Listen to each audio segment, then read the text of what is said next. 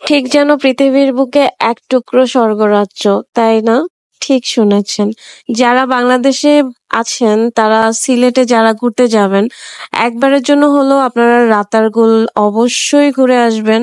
আমি highly recommend করব, অবশ্যই ঘুরে আসবেন। এটা আমার লাইফের one of the most and beautiful একটা মেমরি ছিল। আমার কাছে জাস্ট মনে হচ্ছিল যে আমি আসলে এই প্রকৃতির একমাত্র রানী। মানে এত রিফ্রেশিং অ্যান্ড এত ভালো লাগতেছিল।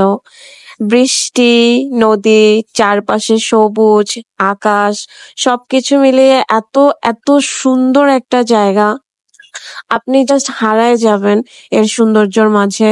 তাই বাংলাদেশে থেকে আপনি যদি এখনো রাতারগুলে না গিয়ে থাকেন, অবশ্যই একবার হলে ঘুরে আসবেন। আমি একদম 100% সিউরিটি দিয়ে বলতেছি, আপনার মন একদম ভালো হয়ে যাবে। এটা খুবই সুন্দর একটা জায়গা। আমি আপনাদের কেন বলতেছি, আমার নিজেরই তো মনে হচ্ছে আমি এখনই চলে যাই।